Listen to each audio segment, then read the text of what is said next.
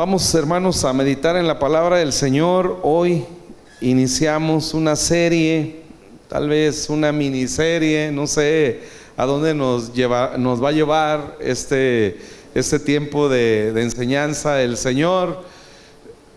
Le he titulado La vida con Dios.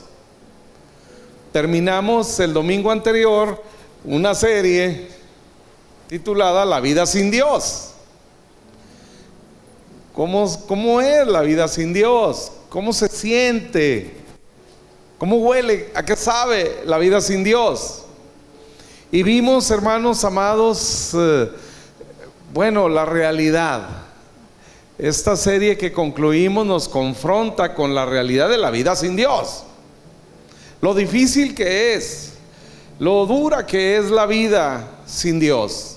Esas expresiones, hermanos amados, tan comunes que la gente acepta.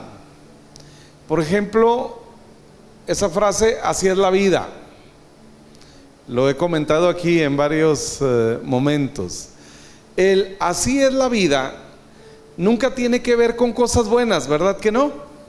Usamos la expresión así es la vida para decirle a la gente, pues aguántate, o sea, no hay nada que hacer. Usamos esa expresión cuando alguien viene y me dice, pues fíjate que tuve un problema en la familia, ya no tengo familia, perdí mi familia, me dejaron, me abandonaron, me ofendieron, me robaron, perdí, fracasé, me enfermé. Y todas esas cosas terminan con una expresión que tal vez busca darnos consuelo y decir, pues, ¿qué quieres? Así es la vida. A todos nos toca sufrir. Es común entender eso, es normal entender eso. Porque en realidad, hermanos, la vida nos confronta con la muerte. Si pensamos en las cosas seguras que tenemos, esa frase muy clásica de los americanos, la vida, la muerte y los impuestos, ¿no? Nadie se escapa de pagar impuestos y nadie se escapa de la muerte. La muerte ahora, hermanos, por causa del pecado, nos es algo normal. Pero resulta que aunque es algo normal, hermanos, no nos podemos acostumbrar a ello. La muerte nos sigue causando temor.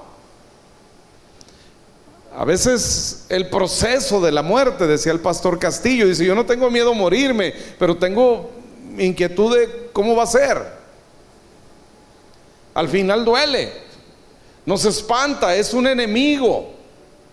Por supuesto que sí, porque Dios, hermanos, no nos diseñó para la muerte. Por eso, aunque es normal, los que hemos tenido la bendición de despedir a nuestros padres en la edad adulta, en mi caso a los 85 años mi papá, normal, pero duele el alma. Y estábamos todos preparados y estábamos todos listos, pero el momento de recibir la llamada en aquella madrugada de 17 de mayo, 19 de mayo, qué dolor. Porque es un enemigo. Duele, hermanos. Y aunque podamos entender que así es la vida, así verdaderamente se pierde, se lucha, verdaderamente la gente nos va a defraudar, la gente nos va a fallar, la gente nos va a ofender, nos van a hacer daño, no nos acostumbramos a eso. Eso sucede, hermanos, cuando la muerte reina en nuestra vida. Y en la serie anterior estudiamos a la luz de la Escritura, particularmente en el libro de Eclesiastés, lo que el escritor sagrado consideraba que era la vida. Y todo lo que él hizo para buscar plenitud, para buscar ser feliz. Y dice, ¿saben? Nada debajo del sol, nada en esta vida logró hacerme feliz. Así que la conclusión es verdaderamente eso, hermanos. La vida sin Dios es muy difícil. La vida sin Dios es muy triste. Así que vayamos ahora en esta nueva serie, hermanos amados, a conocer la vida con Dios. Y vamos a aprender cosas maravillosas. Vamos a disfrutar la vida con Dios. Lo que vamos a aprender en esta serie, hermanos, espero verdaderamente que genere en usted el deseo de vivirla, el deseo de tenerla. Porque sabe, es increíble, hermanos, que aún sabiendo que es algo bueno, nos resistimos a recibirlo. Por eso mi anhelo, mi deseo como su pastor es que esta serie de mensajes despierte en cada uno de nosotros, hermanos, ese deseo de ir al siguiente nivel. Me gusta cómo el mismo Salomón describe la vida del justo. Y justos somos todos aquellos que hemos recibido a Jesucristo como nuestro Señor y nuestro Salvador. Y dice en el capítulo 4 del libro de los Proverbios, por allá del verso 18, dice: la vida del justo, la senda del justo, es como la luz de la aurora que va en aumento hasta que el día es perfecto.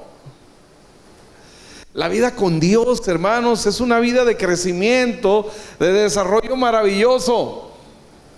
Es una vida donde nos vamos acostumbrando no a no tener problemas, sino a ver cómo aún los problemas que podemos enfrentar día tras día terminan siendo algo para nuestro bien. Dice que en el Señor nosotros vamos de triunfo en triunfo. Y si vamos de triunfo en triunfo, hermanos, es precisamente porque enfrentamos las batallas propias de la vida. El apóstol Pablo dice: no les ha venido ninguna tentación que no sea humana. Es decir, cuando tengamos problemas de salud, alguna enfermedad, cuando enfrentemos alguna crisis económica, en los negocios, en el trabajo, en la familia, cualquier cosa que enfrentemos, hermanos, y que sea un reto, una dificultad para nosotros, recuerde, es normal. No os ha venido ninguna tentación. La palabra tentación es prueba también en la Biblia. Dice que no sea humana. Así que en principio no te quejes por eso. Pero dice: fiel es Dios, que no va a permitir que seas probado más allá, sino que dice: dará juntamente con la tentación, con la prueba, la salida. Así que no se enfoque en el problema, no se enfoque en la crisis. De eso se trata la vida con Dios. No estoy solo. Oye, en una enfermedad no estoy solo. Aquí semana tras semana, gracias a Dios, hermanos, recibimos testimonio tras testimonio del poder de Dios obrando en la vida de las personas. Y hemos visto a muchos sanar de las peores enfermedades. Hemos visto la restauración de las peores situaciones que hemos llegado a enfrentar. Porque Dios no nos deja ser tentados más allá. Así que cuando enfrente usted alguna crisis, algún problema, recuerde esto: Dios está conmigo. Y el mismo apóstol Pablo dice: y si Dios es por nosotros, ¿quién contra nosotros? Así que todo eso, hermanos, vamos a estar meditando en esta serie de mensajes. No se la pierda. No sé, insisto, cuántos domingos nos vaya a llevar, tal vez el resto del año, lo que sea, pero le puedo asegurar que vamos a ser muy, muy bendecidos. Amén. Hoy vamos a meditar, hermanos, la historia de dos hermanos que nos van a enseñar algo acerca de la vida con Dios. ¿Cómo es la vida con Dios? ¿Y qué representa para nosotros? ¿Qué tenemos cuando caminamos con Dios? Génesis capítulo 25, en el verso 29. Hablaremos de dos hermanos gemelos que desde el vientre de su madre, dice, peleaban por ver quién iba a nacer primero. Jacob y Esaú.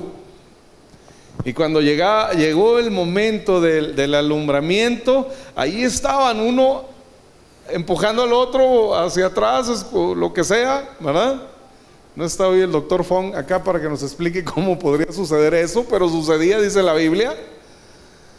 Y jalaban uno al otro.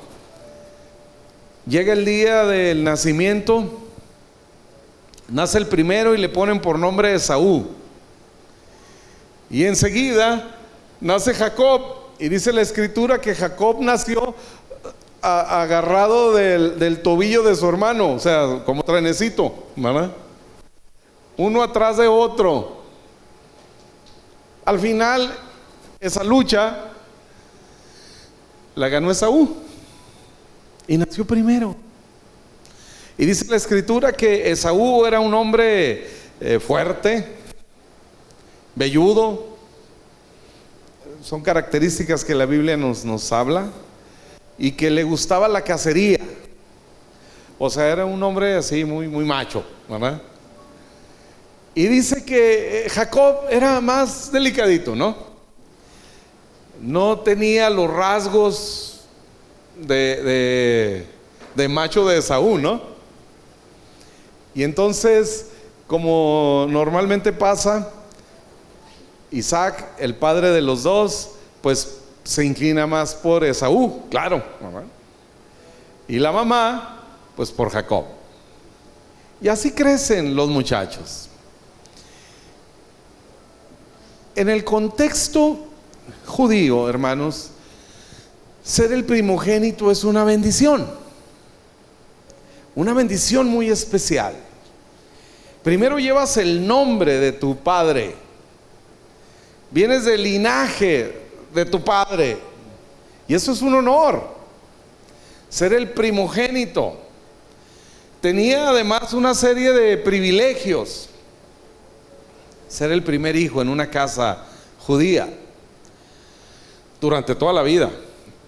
Y cuando el padre moría, el primogénito llevaba una doble porción de la herencia. Es decir, en este caso que eran dos, la herencia total, lo que conocemos como la masa hereditaria, el total del testamento, se dividía en tres partes. Y al primogénito le tocaban dos, y al segundo una parte. Así de importante era ser el primogénito. Y ese derecho lo tenía Esaú. Esaú debió de llevarse dos porciones de la herencia. Pero sucede algo trágico, algo lamentable. Capítulo 25 de Génesis, verso 29. Dice: y guisó Jacob un potaje, y volviendo Esaú del campo cansado, dijo a Jacob: te ruego que me des a comer de ese guiso rojo, pues estoy muy cansado. Por tanto fue llamado su nombre, dice, Edom. Edom significa sangre, la raíz de la palabra sangre. Y dice, Jacob respondió: véndeme en este día tu primogenitura. Ya saben de lo que está hablando. Déjame ser yo el primero. Y entonces dijo Esaú: he aquí yo me voy a morir, ¿para qué pues me servirá la primogenitura? Y dijo Jacob: júramelo en este día. Y él le juró, y vendió a Jacob su primogenitura. Entonces Jacob dio a Esaú pan y del guisado de las lentejas, y él comió y bebió y se levantó y se fue. Así menospreció la primogenitura. Y esto, hermanos, me lleva a pensar en algo en relación a la iglesia de Cristo. ¿Cuántos de nosotros, hermanos, podemos estar menospreciando la bendición de Dios? ¿Cuántos de nosotros le hemos dado más importancia a otras cosas que a la bendición de Dios? ¿Cuántos de nosotros nos movemos más en los terrenos de lo natural? Es el caso de Esaú aquí. Dice, ¿para qué me sirve la primogenitura? Me voy a morir igual. ¿De qué me sirve? Y dice que de esta forma, hermanos, Esaú menospreció. Ahora, en este caso hay mayor trascendencia, porque estamos hablando, hermanos, del linaje escogido por Dios para traer de él al Salvador. Estos dos, hermanos, son nietos del mismo Abraham. Y si usted va a Mateo, al Evangelio de Mateo, en el capítulo 1, usted va a ver un título ahí en su Biblia que dice la descendencia de Jesús. Y dice, empieza desde Abraham. Abraham engendró con Sara a Isaac. Isaac engendró a Jacob. También engendró a Esaú, pero Esaú no quiso ese derecho. Esaú menospreció ese derecho. Si eso no sucede, el Evangelio de Mateo debería de decir que Isaac engendró a Esaú, de Rebeca o Raquel, no sé cuál sea la mujer, les digo que me confundo siempre, ¿no? Y no a Jacob, sino a Esaú. Pero resulta, hermanos amados, que dice la Escritura acá, miles de años antes, que Esaú menospreció la primogenitura. Dijo, no me interesa. Y es triste, hermanos, ver a muchos que hoy tenemos el privilegio de ser hijos de Dios, de disfrutar de esta herencia gloriosa de Dios, y la seguimos menospreciando.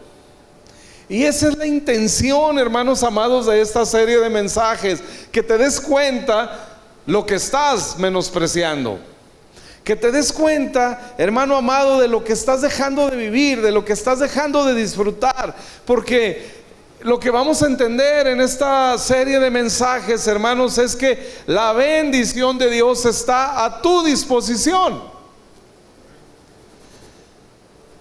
por una persona, Jesucristo. Es interesante, hermanos, y en la Biblia no hay detalles pequeños.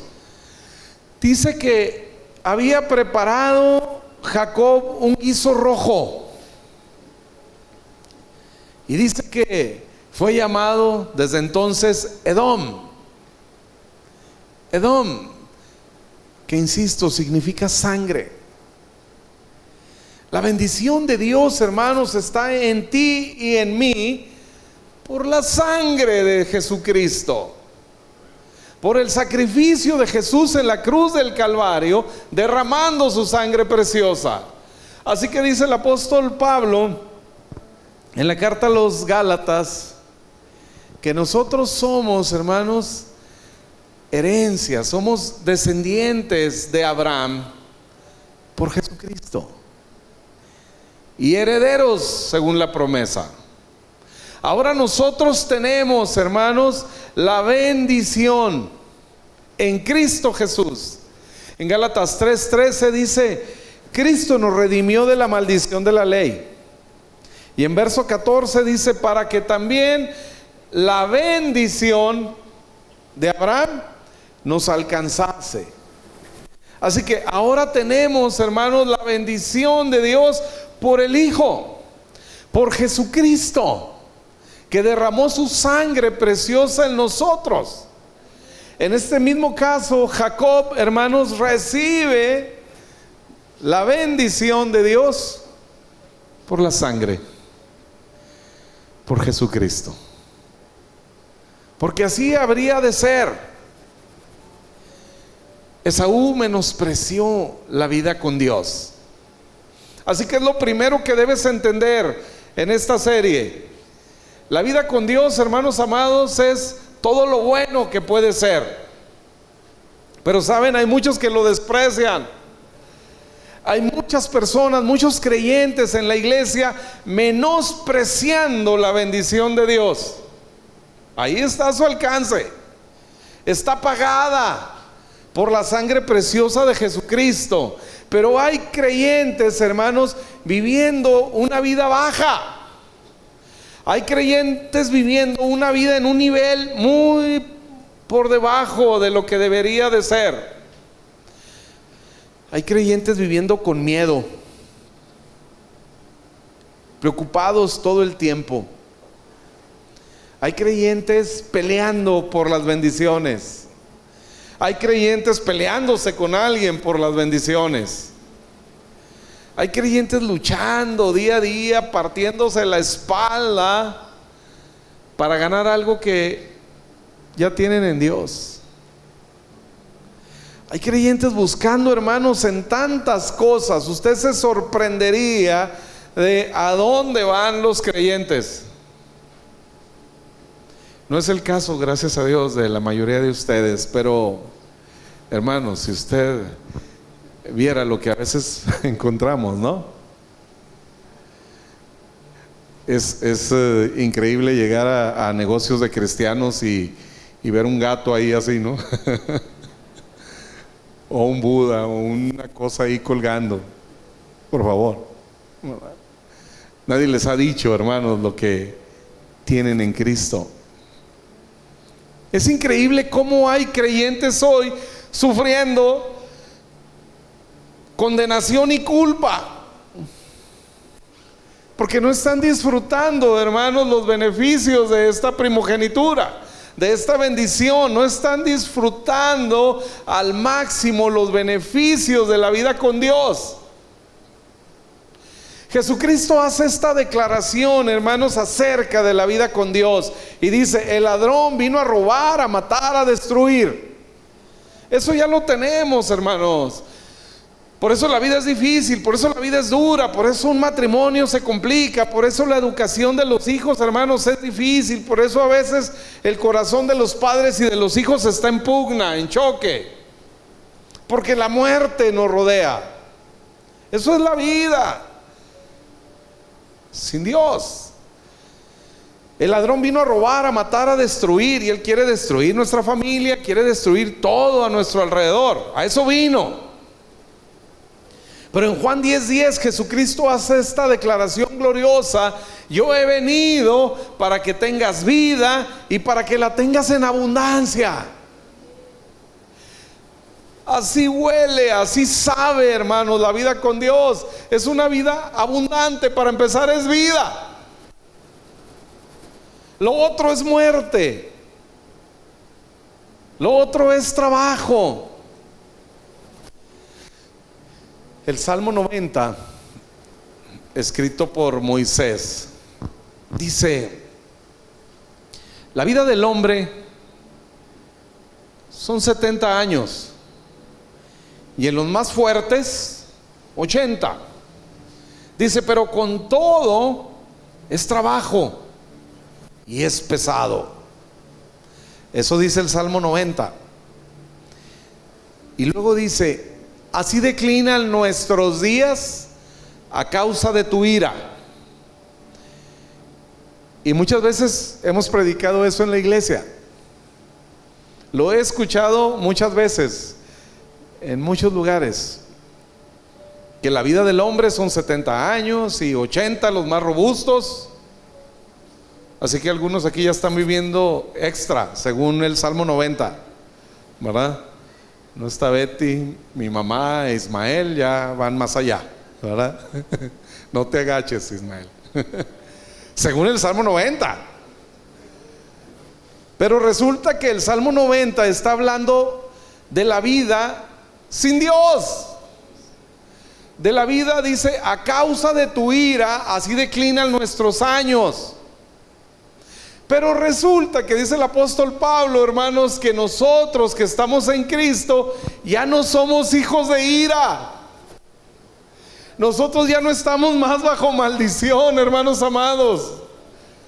Es interesante que el Salmo 90, el que dice que la vida de los hombres son 70 y 80 años y con todo es trabajo y pesado, lo escribe un hombre de 120 años, Moisés. del cual dice la Escritura, hermanos amados, que no perdió su vigor. O sea, estaba fuerte. Murió de nada Moisés a los 120 años, ya sabemos por qué. Y dice además que su vista no se oscureció. O sea, él llegó a los 120 años y su vista seguía siendo 20-20. Perfecta. Pero él escribe el Salmo 90 y dice: todos aquellos que siguen bajo la ira de Dios, su vida declina a causa de eso. Y por eso es pesado. Y por eso es trabajo. Esa es la obra del diablo, hermanos. Él vino a cortar, a robar. Así que nos roba todo. Incluso las ganas de vivir. Incluso las ganas de vivir. Y suceden muchas cosas a nuestro alrededor, hermanos, que van arruinando cada vez nuestra alegría, nuestra plenitud. Este hombre Esaú menospreció la gracia de Dios, menospreció la bendición de Dios. Y quiera Dios que ninguno de nosotros seamos los Esaú en esta historia. Porque el único requisito, hermanos amados, o el primer requisito que encontramos acá para vivir la vida con Dios es desearla, es anhelarla. Aquí encontramos a un Jacob que sí la quiere. El otro la menospreció. Jacob estaba esperando la oportunidad. Y cuando ve a su hermano cansado, fastidiado ya del trabajo, porque resulta que Esaú era un hombre de trabajo, hermanos, y llega cansado, y Jacob aprovecha la oportunidad. ¿Por qué? Porque Jacob sí quería lo que el otro menospreciaba. Les aseguro, hermanos, que no fue una idea que se le ocurrió a Jacob. Seguramente él veía ese menosprecio en su hermano hacia la primogenitura. Por eso no le fue difícil.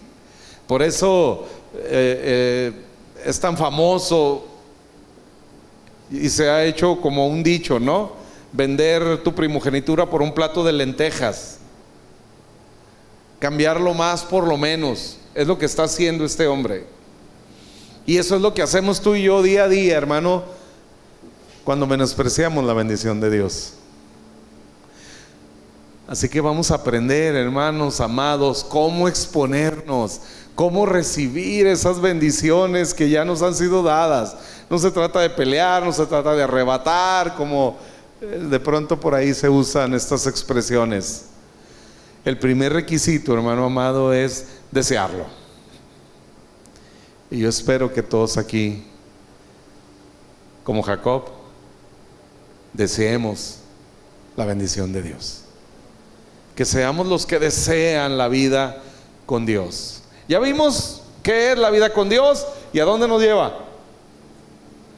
Hoy, hermanos, Dios nos presenta algo mejor.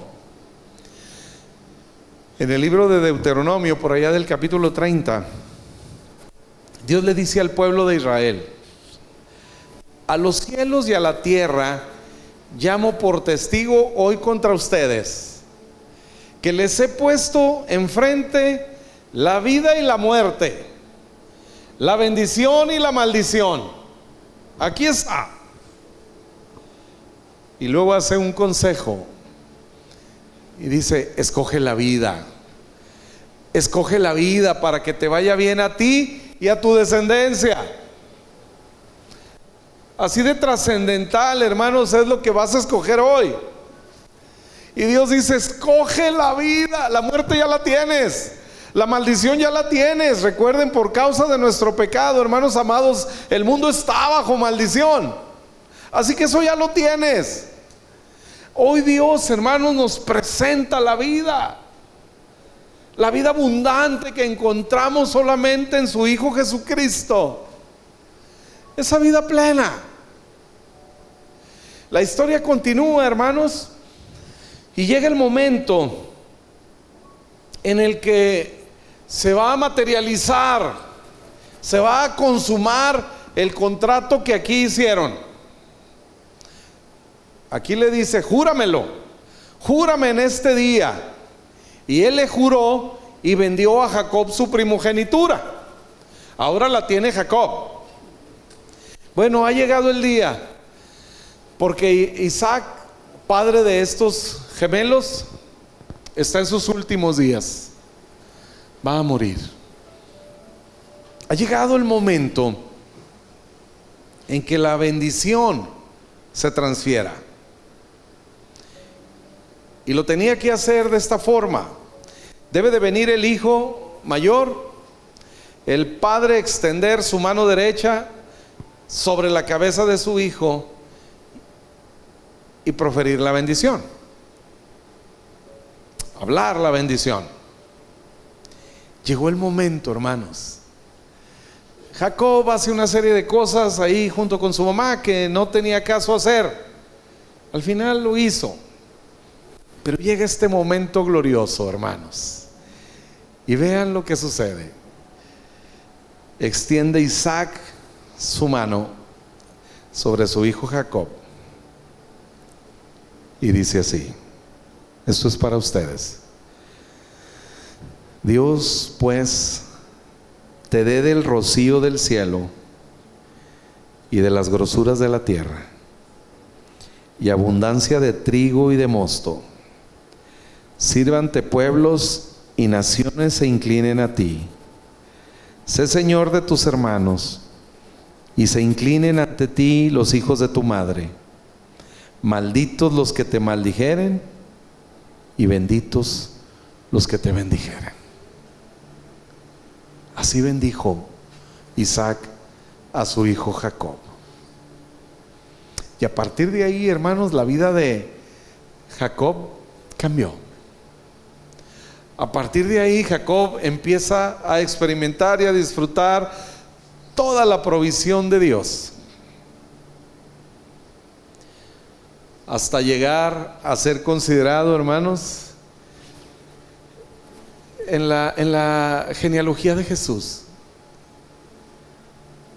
a ser recordado en Mateo capítulo 1 como uno de los hombres del cual Dios trajo su linaje para darnos vida a nosotros. Y así le bendijo. Y si estudiamos la historia, hermanos, de Jacob, de la vida de Jacob, vemos a Dios bendiciéndole una y otra y otra y otra vez. Más adelante va y se casa Jacob, y entonces su suegro lo engaña de muchas maneras, pero empezaron a hacer negocios, ¿no? Y el suegro siempre buscaba estafarlo, siempre buscaba engañarlo, pero siempre Dios se manifestaba con él. Y si hacía negocio y decía: oye, bueno, de este rebaño en el cual somos socios, todas las crías que salgan pintas son tuyas y las que salgan de un color son mías, ¿no?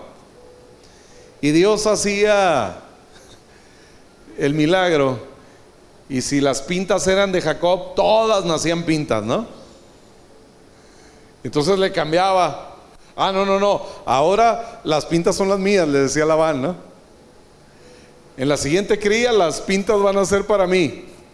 Ha de haber dicho: esta es la genética, ¿no? De hecho, hermanos, desde ahí viene la ingeniería genética. Les daba de comer un alimento, un cierto alimento que supuestamente pigmentaba el pelaje de las crías, ¿no? Y dice, preparaba todo, mezclaba el alimento para que hubiera más posibilidades de que las crías salieran del color que él quería, ¿no? Bueno, Dios va contra todo eso, hermanos, contra todo lo que nos quieran hacer y defraudar y demás. Y venían las crías, y si ahora le tocaban a él las coloradas, todas eran coloradas. Y así era Dios. Y así vivía Jacob, la bendición de Dios la disfrutaba, algunas veces no. Más adelante vamos a ver por qué no. No creía tanto en la gracia y por eso no la disfrutaba. Pero es tema de más adelante. Y resulta, hermanos, que día tras día, a partir de este momento, el lugar a donde Jacob llegaba, Dios le bendecía. Así era. Enemigos que querían quitarle todo lo que él tenía, y Dios guardaba siempre su vida. Dios le protegía y le prosperaba y le prosperaba. Así es la vida con Dios, hermanos. Problemas los tuvo. Lo defraudaron, sí. Lo engañaron, sí. Le robaron, sí.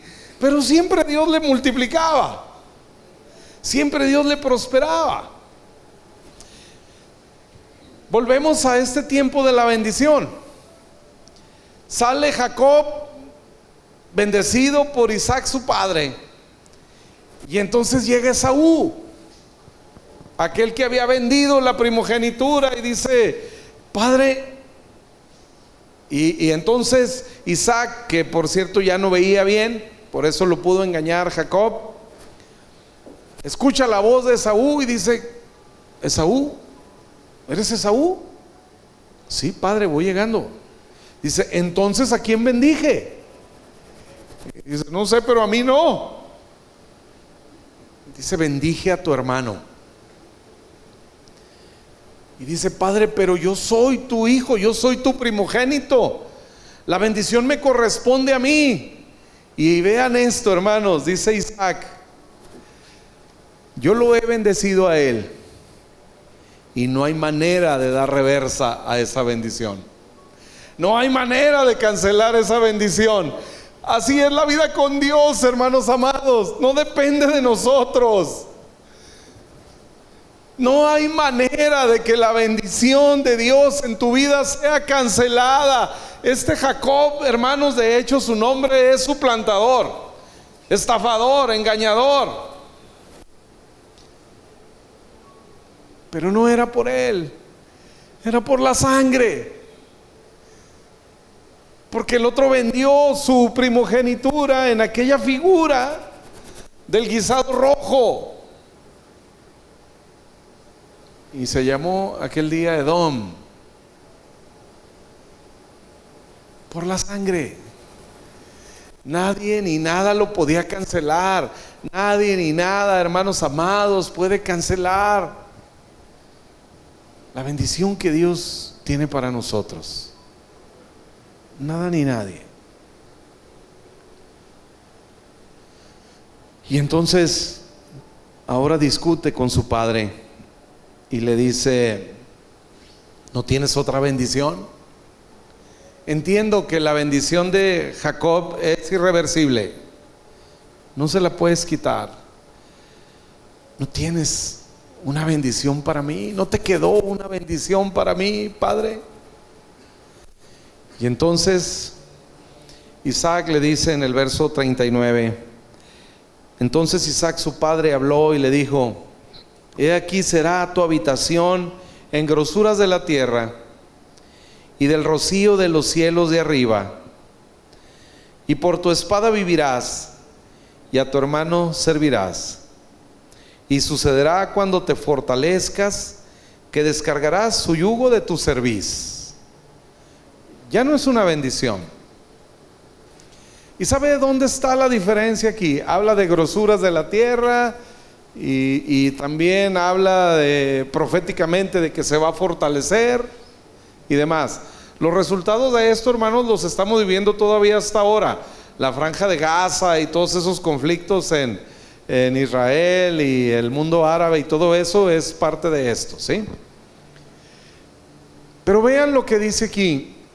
Entonces Isaac su padre habló y le dijo: he aquí será tu habitación en las grosuras de la tierra.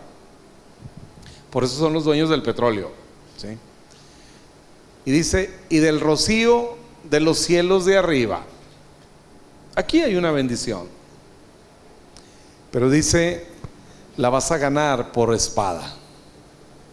La vas a pelear.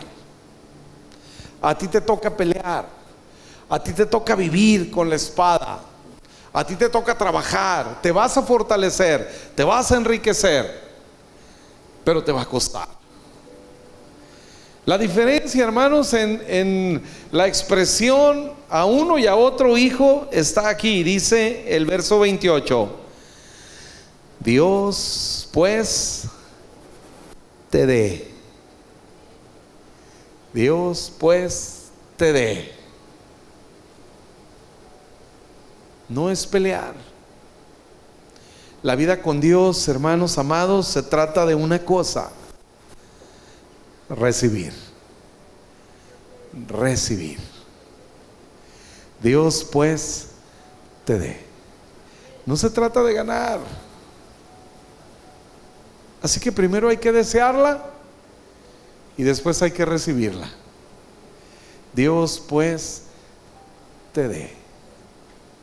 Así que recibe de Dios. La bendición de Dios no es algo que se gana.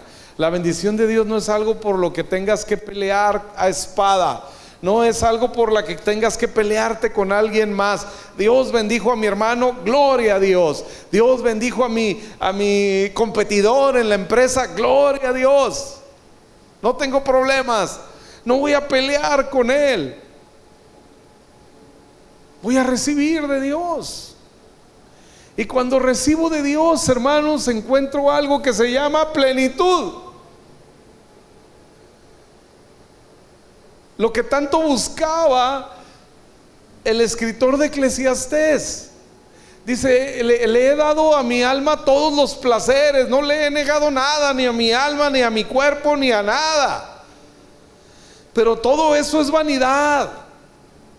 Porque cuando lo que haces es buscar y pelear, solo te vas a desgastar y vas a hacer daño a todos lados, a donde voltees. Porque seguirás peleando y te vas a dar cuenta que acabarás peleando con tu esposo, con tu esposa, con tus hijos, con tus padres, con todo mundo. Pero cuando entiendes que la vida con Dios no depende de ti, no depende de lo que haces, sino de lo que Dios te da. Dios pues te dé el rocío del cielo y las grosuras de la tierra. Y recibimos, hermanos, esta bendición de Dios. A nosotros nos toca, en todo este contexto de la vida con Dios, una sola cosa: recibirla. Recibirla, hermanos.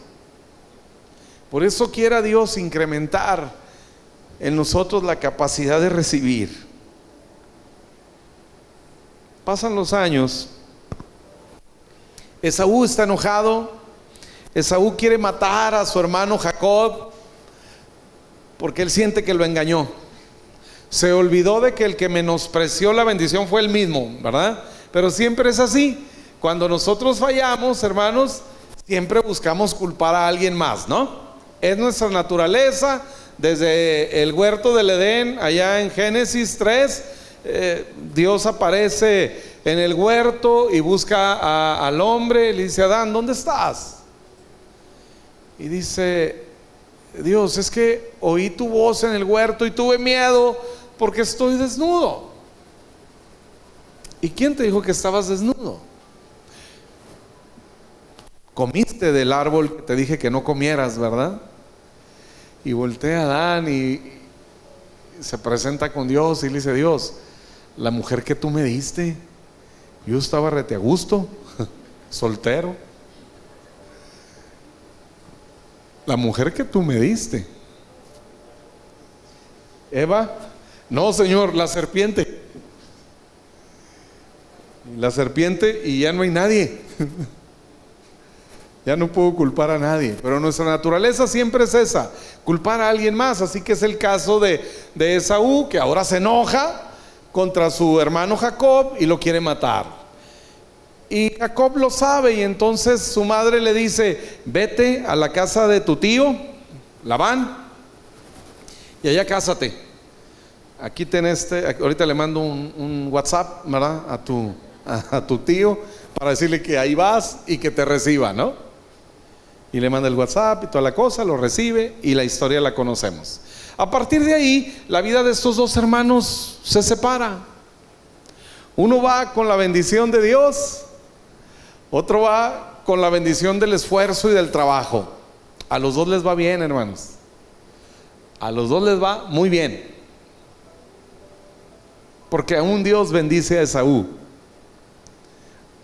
A uno con mucho trabajo, con mucho esfuerzo, y el otro simplemente le va dando, ¿no? Y lo va poniendo Dios en lugares especiales donde es prosperado. Pasan los años, las familias crecieron, los dos se enriquecieron. Insisto, a los dos les fue muy bien. Y llega el día en que se van a encontrar. Esaú nunca dejó de buscar a Jacob, pero resulta que ahora no lo busca para matarlo. Pero como Jacob no creía tanto en la gracia que tenía, pues él siempre estuvo asustado.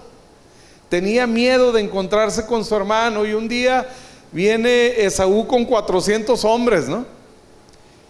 Imaginó lo peor Jacob: me va a matar. Y entonces dice: bueno, vamos a hacer un plan. Y divide a las familias,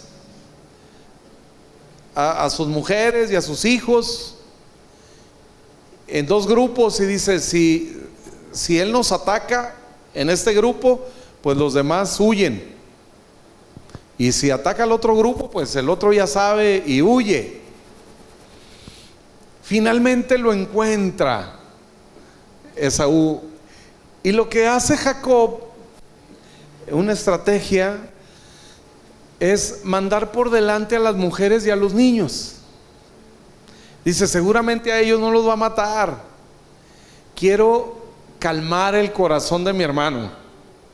Entonces manda por delante a sus mujeres y a sus hijos a encontrarse con Esaú, y les manda muchos regalos: joyería y perfumes y relojes y pantallas y mini splits. Ahí va. Y ahí van las camionetas cargadas de todo tipo de bienes. Y entonces vean aquí esta historia. Dice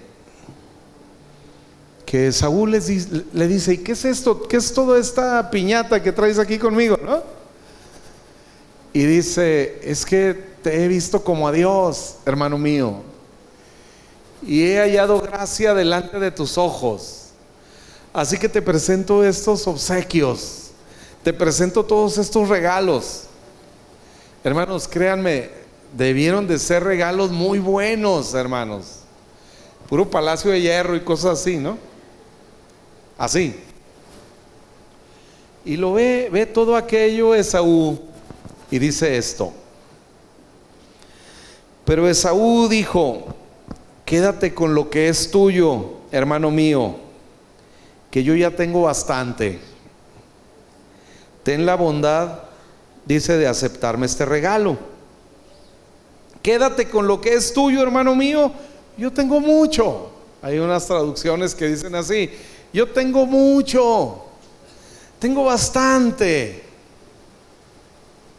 Y no le recibe los regalos en principio. Dice: yo tengo mucho, no necesito lo que tú me das. Ve el reloj que traigo, ve esto, ve aquello, ¿no? Tengo mucho. Y entonces responde Jacob: te lo traigo porque Dios, ¿qué dice? ¿Dios qué? Me ha dado mucho. El otro se presenta y dice: yo ya tengo mucho, yo he ganado mucho. Sí, tengo demasiado. Pero Jacob dice: pues yo te lo traigo porque a mí Dios me ha dado mucho. Y tengo, ¿qué dice? Todo. Yo tengo todo, les decía esta semana en los estudios bíblicos. ¿Cuál es la diferencia, hermanos amados, entre todo y mucho? Yo no sé qué prefiera usted. Algunos aquí pueden preferir mucho, porque sabe, todo no es necesariamente mucho. Mucho puede ser más que todo, pero mucho no es todo. ¿Entienden, hermanos? Mucho no es todo. Y no sé usted qué prefiera, pero es mejor tenerlo todo que mucho. Porque el mucho también se va. Si usted depende de mucho, hermano amado, buena suerte con eso. Si usted está en paz porque tiene mucho, lo único que no tiene es paz. Porque siempre va a estar pendiente de que ese mucho no se haga poco. Entonces siempre va a estar cuidando que nadie le robe el mucho, no perder el mucho. Y cuando el mucho deja de ser muchote y empieza a ser muchito, ahí empiezan los nervios, ahí empieza la angustia. Cuando el saldo empieza a bajar, o cuando la devaluación nos alcanza. Y lo que es mucho hoy, hermanos, ojo, lo que es mucho hoy, mañana no aguanta o no alcanza ni para una bicicleta. Algunos aquí nos tocó comprar bicicletas a 45 millones de pesos, ¿no? O no sé cuántos millones valían. Cuando le quitaron los 3 ceros, ¿se acuerdan? Aquí algunos sí vivieron eso de los 3 ceros, ¿verdad? Comprábamos un litro de leche en 1 millón de pesos, o no sé cuánto costaba, 100,000 pesos. Era mucho, ¿no? ¿Servía de algo? De nada. De nada. Todavía recuerdo cuando un Volkswagen costaba 13 millones de pesos. Un bochito. 13 millones de pesos en los 90s, a principios de los 90s, cuando quitan los ceros, y entonces costaban 13,000 pesos. ¿Sí? Nuevos pesos. ¿Se acuerdan? ¿Verdad que mucho se hizo nada, primo? Nada. Con un decreto presidencial, 3 ceros, vámonos. Y dejamos de ser millonarios. Era mucho. Se hizo nada. Pero Jacob dice: tengo todo. Tengo todo lo que necesito. Y ante la insistencia de Jacob, Esaú lo aceptó. Hermanos amados, la vida con Dios se puede resumir a esta expresión: tengo todo lo que necesito. Incline su rostro, cierre sus ojos. Padre, gracias, Dios. Gracias, Señor, por este maravilloso tiempo